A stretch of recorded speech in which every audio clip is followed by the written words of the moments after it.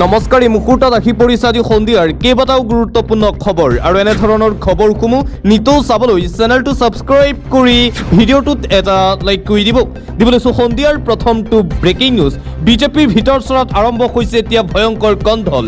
বিধায়ক দিগন্ত কলিতাৰ ভাবুকি, ফোনযোগে ধমক দিগন্ত কলিতাৰ। বিজেপিৰ কাৰ্যকৰ্তা ৰাজীৱ শৰ্মাক ধমক বিধায়কগৰাকীৰ। বিজেপিত চিপ্ৰাং মৰাৰ ৰাজনীতি।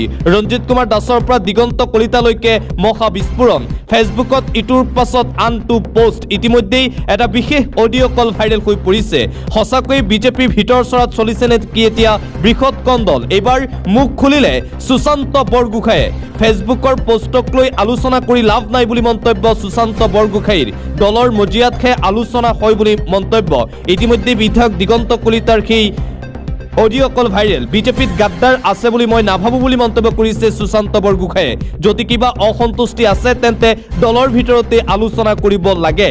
বিধায়ক দিগন্ত কলিতাই যি ধমক প্ৰদান কৰিছিল ফোনযোগে এজন বিজেপিৰ কাৰ্যকৰ্তাক, সেই ফোন কল ইতিমধ্যেই সামাজিক মাধ্যমত যথেষ্ট পৰিমাণে ভাইৰেল হৈ পৰিছে। বিজেপিৰ ভিতৰচৰাত আচলতে চলিছে কি, ইয়াক লৈ চলিছে এতিয়া ব্যাপক চৰ্চা সমগ্ৰ ৰাজ্যত।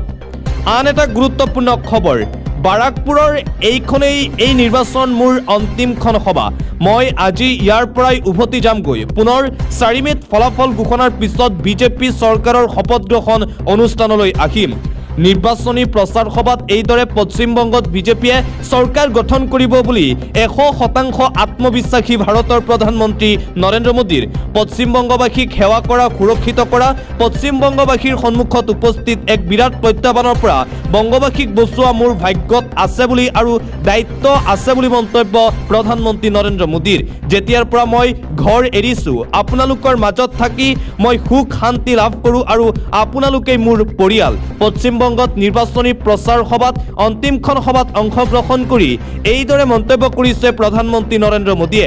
4 মে' তাৰিখে পশ্চিমবংগ আৰু অসমত বিজেপিয়ে চৰকাৰ গঠন কৰিব বুলি 100% আত্মবিশ্বাসী প্ৰধানমন্ত্ৰী নৰেন্দ্ৰ মোদী। আন এটা গুৰুত্বপূৰ্ণ খবৰ, বিজেপি শাসনলৈ আহিলে শেষ কৰি পেলোৱা হ'ব গুণ্ডাৰাজ। পুনৰবাৰ নিৰ্বাচনী প্ৰচাৰ সভাত হুংকাৰ অমিত শ্বাহৰ। বিজেপি এবাৰ যদি চৰকাৰ গঠন কৰে তেন্তে শেষ হ'ব গুণ্ডাৰাজ। এফালৰ পৰা শেষ কৰি পেলোৱা হ'ব চিণ্ডিকেট ৰাজ। মমতাৰ দুৰ্গত গৰ্জন কেন্দ্ৰীয় গৃহমন্ত্ৰী অমিত শ্বাহৰ। পশ্চিমবংগ আমি সলনি কৰি পেলাম বুলি মন্তব্য গৃহমন্ত্ৰীগৰাকীৰ। চিণ্ডিকেটমুক্ত গুণ্ডামুক্ত পশ্চিমবংগ আমি নিৰ্মাণ কৰিম বুলি প্ৰতিশ্ৰুতি। পশ্চিমবংগৰ জনতাই আৰু ভয় কৰিব নালাগে। এতিয়াৰে পৰা বিজেপি চৰকাৰ আহিলে অনুপ্ৰৱেশকাৰীৰ বিৰুদ্ধে কঠোৰৰ পৰা কঠোৰ ব্যৱস্থা ল'ম। মমতা বেনাৰ্জীলৈ ভয় কৰাৰ কোনো দৰকাৰ নাই পশ্চিমবংগবাসীৰ ৰাইজৰ। এইদৰে হুংকাৰ প্ৰদান কৰিছে গৃহমন্ত্ৰী অমিত শ্বাহে। পশ্চিমবংগৰ বিধানসভা নিৰ্বাচনৰ অন্তিম পৰ্যায়ৰ নিৰ্বাচনী প্ৰচাৰ সভাত অংশগ্ৰহণ কৰি তৃণমূল কংগ্ৰেছ আৰু মমতা বেনাৰ্জীক এইদৰে হুংকাৰ প্ৰদান কৰিছে গৃহমন্ত্ৰী শ্বাহে।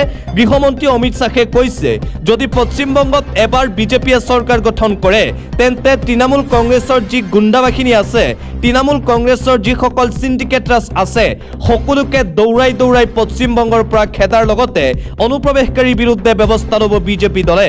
এই মন্তব্য কেন্দ্ৰীয় গৃহমন্ত্ৰী অমিত শ্বাহৰ। দিবলৈছোঁ এটা গুৰুত্বপূৰ্ণ খবৰ, হায়াৰ ছেকেণ্ডাৰী ফাইনেল এক্সাম দিয়া লাখ লাখ ছাত্ৰ ছাত্ৰী আৰু অভিভাৱকসকলৰ বাবে এটা ব্ৰেকিং নিউজ এই মুহূৰ্তত আহি পৰিছে। বহু জল্পনা কল্পনাৰ অন্তত অৱশেষত কাইলৈ মঙলবাৰ পুৱা 10 বজাত ঘোষণা কৰা হ'ব হায়াৰ ছেকেণ্ডাৰী ফাইনেল এক্সামৰ ৰিজাল্ট। শিক্ষামন্ত্ৰী ডক্টৰ ৰণোজ পেগুৱে পুনৰবাৰ হায়াৰ ছেকেণ্ডাৰী ফাইনেল এক্সামৰ ফলাফলক লৈ কৰিছে টুইট। ঘোষণা হ'ব কলা, বাণিজ্য, বিজ্ঞান, বৃত্তিমুখীৰ ফলাফল। কাইলৈ ভাগ্য নিৰ্ণয় হ'ব 3,30,744 গৰাকী পৰীক্ষাৰ্থীৰ। কাইলৈ পুৱা ঘোষণা কৰা হ'ব HS ফাইনেল এক্সামৰ ৰিজাল্ট।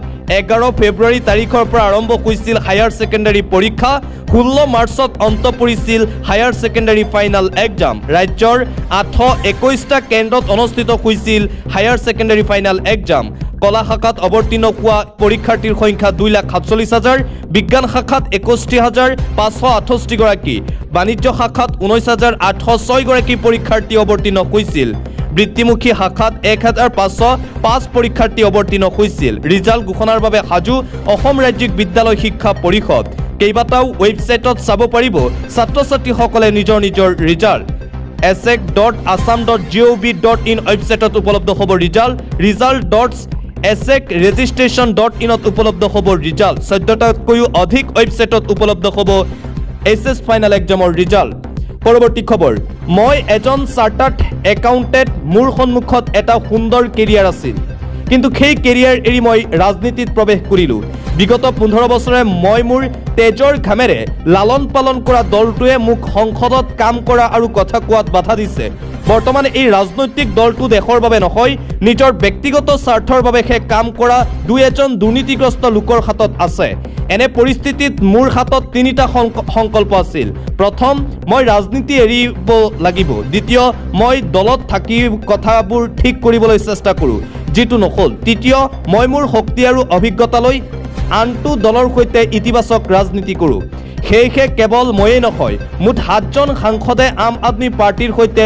সম্পৰ্ক বিচ্ছিন্ন কৰিলে আৰু বিজেপিত যোগদান কৰিলে এইদৰে আম আদমি পাৰ্টি ত্যাগ কৰি বিজেপিত যোগদান কৰা বহু বিতৰ্কিত ৰাঘৱ চদ্ধাই কৰিছে মন্তব্য বহু বিতৰ্কৰ পিছত অৱশেষত আজি সামাজিক মাধ্যম যোগে এক বিশেষ ভিডিঅ' প্ৰেৰণ কৰে ৰাঘৱ চদ্ধাই আৰু এইদৰে বিজেপি যোগদান কৰাৰ সন্দৰ্ভত প্ৰতিক্ৰিয়া প্ৰকাশ কৰে আম আদমি পাৰ্টিৰ প্ৰাক্তন নেতা তথা বিজেপি ৰাঘৱ চদ্ধাই পৰৱৰ্তী খবৰ 12 বছৰত দেশৰ সম্পদসমূহ এফালৰ পৰা বিক্ৰী কৰিলে কিনিলে কেৱল 10 টকাৰ জালমুড়ি দেশৰ সম্পদ বিক্ৰী হ'ল কোনেও গম নাপালে 10 টকাৰ জালমুড়ি কিনোতে সকলোৱে গম পালে অসম জাতীয় পৰিষদৰ সাধাৰণ সম্পাদক জগদীশ ভূঞাৰ এই মন্তব্য প্ৰধানমন্ত্ৰী নৰেন্দ্ৰ মোদীয়ে পশ্চিমবংগৰ নিৰ্বাচনী প্ৰচাৰৰ মাজতেই পশ্চিমবংগৰ এখন দোকানত গৈ জালমুড়ি কিনিছিল 10 টকাত আৰু প্ৰধানমন্ত্ৰী নৰেন্দ্ৰ মোদীৰ জালমুড়ি প্ৰসংগত এইদৰে মন্তব্য কৰে অজাপৰ সাধাৰণ সম্পাদক জগদীশ ভূঞাই আন এটা গুৰুত্বপূৰ্ণ খবৰ এই মুহূৰ্তত আহি পৰিছে ৰাজ্যসভাত 117 গৰাকীলৈ বৃদ্ধি বিজেপিৰ সাংসদৰ সংখ্যা আম আদমি পাৰ্টিৰ পৰা বিজেপিত যোগদান কৰা 7 সাংসদলৈ অধিসূচনা জাৰি ৰাজ্যসভাৰ সচিবালয়ৰ 7 গৰাকী সাংসদক আনুষ্ঠানিকভাৱে বিজেপিত মিলিত হোৱাৰ পাৰমিশন দিছে সচিবালয়ে আৰু ৰাজ্যসভাত ইতিমধ্যে বৃদ্ধি পাইছে বিজেপিৰ সাংসদৰ সংখ্যা কিয়নো আম আদমি পাৰ্টি ত্যাগ কৰি ৰাঘৱ চদ্দা সৰ্বজন সিং সহ 7 গৰাকী নেতাই যোগদান কৰিছিল বিজেপিত দিবলৈছে এটা গুৰুত্বপূৰ্ণ খবৰ বিজেপিৰ আমোলত 156টা ভুৱা এনকাউণ্টাৰ তিতাবৰৰ দীপাংকৰ গগৈৰ মৃত্যুৰ গোচৰ সুপ্ৰিম কোৰ্ট পালেগৈ দীপাংকৰৰ দুয়োটা নিতম্বত 20 ইঞ্চি আৰু 9 ইঞ্চিৰ বন্দুকৰ কুন্দাৰ দাগক আমৰলি পৰুৱাৰ কামুৰ বুলি হত্যাৰ ঘটনাক আৰক্ষীয়ে লঘু কৰাৰ অভিযোগ কৃষক মুক্তি সংগ্ৰাম সমিতিৰ নেতা বিদ্যুৎ শইকীয়াৰ অসমীয়া পাহুৱাল ডেকা হত্যা অভিযানৰ বিৰুদ্ধে ৰাজ্যত বাঢ়িছে এতিয়া অসন্তুষ্টি ভুৱা এনকাউণ্টাৰৰ বিৰুদ্ধে এইদৰে সৰব হৈ পৰিছে কৃষক মুক্তি সংগ্ৰাম সমিতিৰ সাধাৰণ সম্পাদক বিদ্যুৎ শইকীয়া পৰৱৰ্তী খবৰ শক্তি বৃদ্ধি হৈছে ভাৰতৰ সাৱধান শত্ৰুপক্ষ ভাৰতৰ পুনৰবাৰ শক্তি বৃদ্ধি শত্ৰুপক্ষক পাহাৰে ভৈয়ামে পানীয়ে ৰুধিবলৈ শক্তি বৃদ্ধি ভাৰতীয় সেনাৰ বাবে আহি গ'ল Vikram B-21 Tata advance system আৰু ফ'ৰ্চ লিমিটেডে নিৰ্মাণ কৰিলে VT-21 vehicle research and development laboratory মহাৰাষ্ট্ৰৰ অহল্যানগৰত ৰোল আউট কৰিলে বিক্ৰম BT-21 3 বছৰৰ ভিতৰত সম্পূৰ্ণ হ'ল Vikram BT-21 infantry combat vehicle armoured personnel কেৰিয়াৰৰ বাবে সম্পূৰ্ণ ৰিমোট কণ্ট্ৰল হ'ব বিক্ৰম BT-21ত বহু শক্তিশালী ইঞ্জিন আৰু অট'মেটিক ট্ৰান্সমিশ্যন আছে শত্ৰুক পৰাস্ত কৰিবলৈ পাহাৰত বগোৱাৰ লগতে পানীতো চলিব পাৰে শত্ৰুপক্ষক পাহাৰে ভৈয়ামে পানীয়ে ৰুধিবলৈ শক্তি বৃদ্ধি হৈছে ভাৰতীয় সেনাৰ বাবে আহি গ'ল BT-21 শত্ৰুপক্ষক এইবাৰ সাৱধানবাণী কোনো কাৰণতেই ভাৰতৰ সৈতে এতিয়া যুদ্ধত নালাগিব অন্যথা শত্ৰুপক্ষৰ বাবে এতিয়া বিপদ নিশ্চিত পুনৰবাৰ শক্তি বৃদ্ধি পাইছে ভাৰতীয় সেনাৰ অন্য এটা খবৰ বিয়া খাই উভতাৰ পথত ভয়ংকৰ দুৰ্ঘটনা সমগ্ৰ ভাৰত জোকাৰি যোৱা শোকাবহ পথ দুৰ্ঘটনা সংঘটিত হৈছে পুনৰবাৰ শোকাবহ ঘটনা শিহৰণকাৰী দুৰ্ঘটনাত পতিত বিবাহ যাত্ৰী বাহন চকুৰ প্ৰচাৰতে মৃত্যুক সাৱটি ল'লে 5 গৰাকীকৈ লোকে 7 গৰাকীকৈ লোকক সংকটজনক অৱস্থাত হাস্পতালত ভৰ্তি কৰোৱা হৈছে নিশা প্ৰায় 2 বজাত সংঘটিত হৈছিল এই ভয়ংকৰ পথ দুৰ্ঘটনা ট্ৰেক্টৰৰ সৈতে দুৰ্ঘটনাত পতিত বিবাহ যাত্ৰীৰ বাহন মধ্যপ্ৰদেশৰ নৰ্মদাপুৰমৰ আচল খেৰাত সংঘটিত হৈছিল সমগ্ৰ ভাৰত জোকাৰি যোৱা এই ভয়ংকৰ পথ দুৰ্ঘটনাটো অন্য এটা খবৰ PM কিষাণ সন্মান নিধিৰ হিতাধিকাৰীসকলৰ বাবে এটা গুৰুত্বপূৰ্ণ খবৰ অন্তিম তাৰিখ 30 এপ্ৰিল PM কিষাণৰ হিতাধিকাৰী হৈ আপুনি লাভ কৰা নাই নেকি PM কিষাণৰ টকা আবদ্ধ হৈ থকা কিস্তিৰ ধন কেনেকৈ লাভ কৰিব আপুনি 30 এপ্ৰিল হৈছে PM কিষাণ সন্মান নিধিৰ ধনৰ অন্তিম সময়সীমা PM কিষাণ আঁচনিৰ সকলো নথি এতিয়াই আপুনি আপডেট কৰক উত্তৰ প্ৰদেশৰ প্ৰয়াগৰাজত আছে বঞ্চিত হিতাধিকাৰী 23 নং কিস্তিৰ ধন কেনেকৈ সোমাব